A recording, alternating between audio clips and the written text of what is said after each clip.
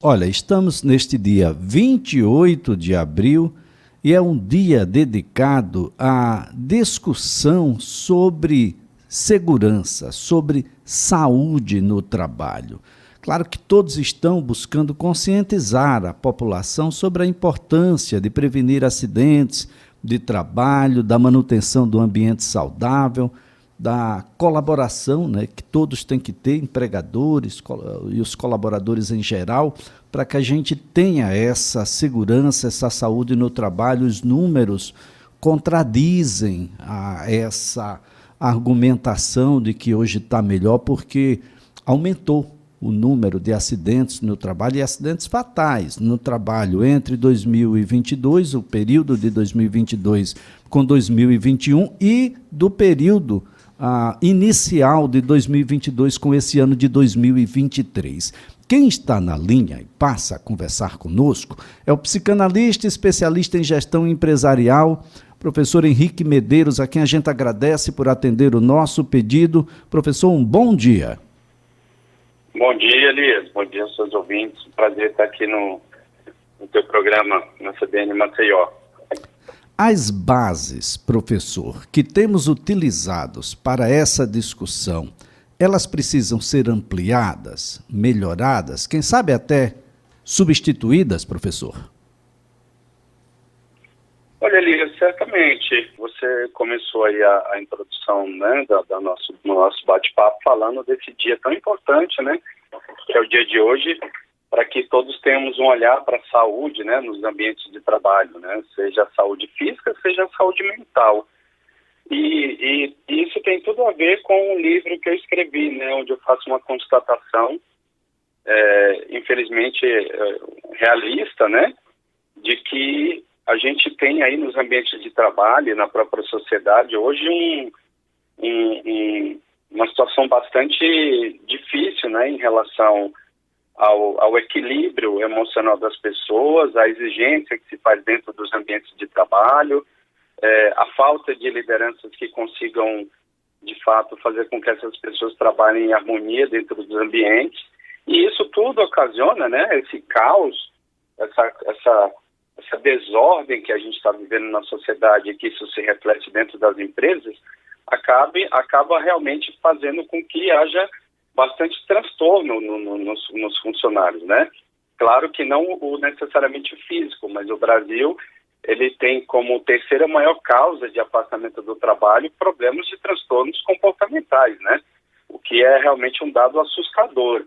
Então a gente realmente precisa aumentar essas bases assim, de análise. A gente não pode ver simplesmente a relação de trabalho hoje como sendo algo que você está ali dentro e tem um bom escritório e tem um note, tem, enfim, um ambiente ali de certa segurança. A gente precisa ampliar muito mais essa visão para ter um olhar muito mais humano, né? Um olhar muito mais para as necessidades do ser humano.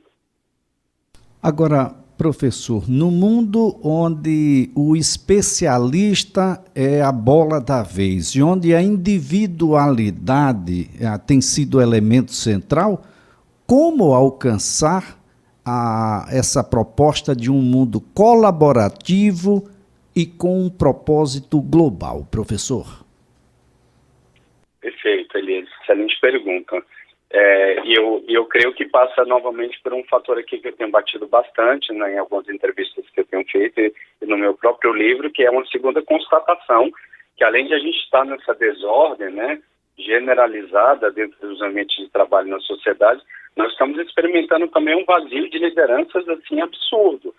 Eu aqui não vou citar nome de nenhum líder que eu acho que a gente não seria uma referência, mas a questão é que, de forma global, mundial, a gente está realmente experimentando um vazio de pessoas que poderiam fazer isso que você falou, né? Trazer as pessoas para um acolhimento, trazer as pessoas para um equilíbrio emocional melhor, trazer as pessoas para serem escutadas, dividir com elas caminhos, dividir com elas soluções. Então, esse papel que você perguntou, como é que se transforma essa realidade, né? Como que se muda isso, efetivamente passa pelo papel de líderes. Tá? E não os líderes que nós temos hoje, mas líderes que têm a capacidade, como eu falei, de estimular o sentimento de pertencimento, de comunidade, de dividir caminhos, não é aquele líder que só diz o que tem que fazer. E eu, como estou dentro das organizações, eu percebo isso diariamente. A dificuldade que as pessoas têm em verem seus líderes como uma referência, algo a ser seguido. Pelo contrário, elas têm medo das suas lideranças, o que é algo bastante preocupante também. Então, assim, essa reestruturação que você está me perguntando para um mundo mais colaborativo, ela passa necessariamente por termos outros tipos de liderança mais atuantes que tenham foco no ser humano. É no objetivo comum que a gente deve centrar, e ele existe, mesmo com os objetivos individuais, mesmo com os propósitos individuais, há neles relação com o propósito alheio, comum, e é nele que a gente deve centrar, porque eu fico imaginando aqui de como o caminho de volta tem que ser feito durante muito, muito tempo, e na atualidade os líderes estão, professor, muito preocupados com os resultados, e não importa o que acontece com as pessoas e no caminho dessas pessoas para alcançar os resultados. A gente precisa se preocupar um pouco mais com a vida das pessoas? Claro, certamente. Novamente, essa questão do dia de hoje é emblemático, né? Para que a gente passe a ter um olhar mais acolhedor para os colaboradores, para as pessoas em geral, né? Hoje, especificamente, a gente está falando desse olhar para os colaboradores, né? Os ambientes de trabalho, mas o olhar tem que ser para a sociedade como um todo. E você falou a questão do propósito individual. Sim, perfeito. Assim, todos nós vamos ter propósitos individuais. Mas esse é outro diagnóstico que eu faço no meu livro. A gente está carente não só de líderes, como de um propósito maior de existência. Cada um de nós pode ter um propósito. Cada um de nós tem uma vida, tem uma família, tem um trabalho e temos desejos diferentes. Mas quando a gente não tem um desejo maior por cima desse desejo individual, o que acontece é isso que a gente está vendo. É a polarização. Cada um vai para um lado porque as pessoas não têm um sentido maior de existência, que seria um sentido onde todos tivessem benefícios, né? E não só um lado. Então, quem que tem que trazer essa visão também? São os líderes, porque os líderes de hoje estão mais preocupados em afastar as pessoas, né, em criar situações onde as pessoas vão se ver cada vez mais de um lado ou do outro, e não como uma sociedade, como a humanidade que precisa resolver problemas em comum, como devastação do meio ambiente, como poluição, como viver melhor nas cidades. Então, esses propósitos maiores que trariam benefício para todo mundo, eles têm que se sobressair, vamos falar assim, em relação ao propósito individual. Então, é uma soma do propósito individual, mas levar para a sociedade um sentido maior de existência, que é o que nós estamos precisando. Porque senão todos nós vamos sucumbir juntos, né, Helena? Todos nós vamos sucumbir juntos se a gente não tiver um propósito maior de cuidar da nossa casa, de ter menos conflitos no mundo, de dividir melhor o capital. Isso aí, realmente, se a gente não tiver esse sentido mais amplo para o planeta, que é o que falta hoje, a gente vai ter aí realmente um caminho daqui para frente muito perigoso enquanto humanidade. Bem, professor, o livro é Células Sociais Caórdicas, o caminho para um novo mundo. Qual é o conceito que caórdica traz consigo? Bom, vamos lá. Eu vou explicar aqui em linhas gerais, mas talvez de uma forma bastante didática a questão do nome do livro. Por que células sociais caóticas? Vou começar pelo fim. O caórdico, esse termo é um neologismo e ele, na verdade, ele não é meu, ele foi criado pelo fundador da empresa Visa, que é o Di Rock.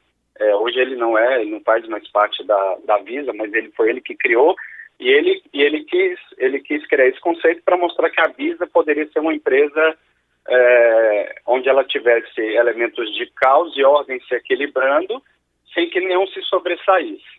Tá? E é o que eu exatamente proponho para a nossa sociedade, que a gente tenha movimentos, né, de caos, Caos não necessariamente é uma coisa ruim, pode ser algo que impulsiona a sociedade. Por exemplo, as questões ambientais, elas são caos, mas elas também são um motivador para que a gente mude essa situação. Então, não necessariamente é ruim. E por que células? Porque eu me baseei no modelo do nosso corpo. O nosso corpo funciona com diferentes funções, diferentes ritmos, mas as nossas células distribuem para o organismo inteiro, para o nosso corpo inteiro, todos os nutrientes, vamos falar assim, que o nosso organismo precisa para que ele trabalhe em harmonia e que a gente permaneça saudável. Então, o que eu proponho no livro é que a gente faça desse modelo do nosso funcionamento, do nosso corpo, um modelo de sociedade, com diferentes partes funcionando, com ritmos diferentes, mas pensando em manter o todo, que seria a nossa casa, que seria a situação de cada um, a qualidade de vida de cada um, de uma maneira muito mais sustentável. Por isso o nome Células Sociais Caóticas. Bem, professor, a ideia de que a gente, para subir, alguém precisa descer. Aí esse conceito tem formado boa parte dos líderes que propõem o conceito para colaboradores que não foram partícipes da discussão inicial e de que tem que destruir o time adversário, de que tem que destruir o seu próprio colega para poder coexistir na falência alheia. Professor, é possível, dentro de uma estruturação organizacional, dentro da formação de um time, um ambiente que seja mais propício a ouvir? Parece-me que quem não ouve não enxerga, professor. Perfeito, Elias. Mais uma vez a gente está tocando num ponto aqui que é a questão da colaboração versus competição. A competição, ela não é por si só ruim enquanto elemento, né? A gente, às vezes, disputar ali um conhecimento, ou alguém se confrontar com outra pessoa num sentido, se for para trazer alguma coisa boa, ok. Mas a competição, ela hoje, ela extrapolou todos os limites do bom senso dentro das organizações e dentro da sociedade. E o próprio Darwin nunca falou que a gente precisaria competir para ser o melhor ou para se perpetuar, vamos falar assim. Ele falou em organismos mais adaptáveis. Então, o que eu proponho em relação à tua pergunta, como é que a gente pode sair dessa armadilha da competição, é de fato entendendo que a colaboração hoje para a humanidade faz muito mais sentido do que a competição já foi no passado, né? A competição talvez aí alavancou algumas coisas, ela acelerou algumas coisas, porque cada um queria chegar primeiro do que o outro com alguma solução, com alguma coisa, mas hoje não faz o menor sentido. Hoje eu até proponho que as empresas, por exemplo, se unam, como foi agora na época da pandemia, muitos laboratórios farmacêuticos se uniram para produzir a vacina ou trocar experiências, né, de vacina, e isso mostra que a colaboração ela é muito mais efetiva no mundo de hoje. Ela vai desgastar muito menos as pessoas nos ambientes de trabalho, porque, como você falou, você não vai precisar que alguém desça para que um outro suba. Isso é um conceito que a gente vem trazendo de algum tempo atrás, de um capitalismo relativamente selvagem, né? Ou até selvagem, mas eu também não tenho nada contra o modelo do capitalismo. Eu acho que a gente tem que só ajustar algumas coisas, que é dividir melhor esse bolo gerado pelo capitalismo. Mas, de fato, a colaboração, para mim, é hoje o que eu defendo no meu livro como solução para os nossos problemas. Se a gente trabalhar em colaboração dentro dos ambientes de trabalho, dentro da sociedade, sabendo que um pode se beneficiar do conhecimento do outro e não competir com o conhecimento do outro, a gente, de fato, vai aí tornar o mundo muito melhor do que a gente está vendo hoje na nossa atualidade. Esse é um momento muito interessante, porque há uma busca, não é, professor? Uma busca intensa por um mundo que seja sustentável, por um mundo que tenha justiça, por um mundo onde economicamente ele seja viável. Nós não estamos falando sobre um mundo onde todos são iguais, mas a gente não precisa ser suprimido do processo de humanidade.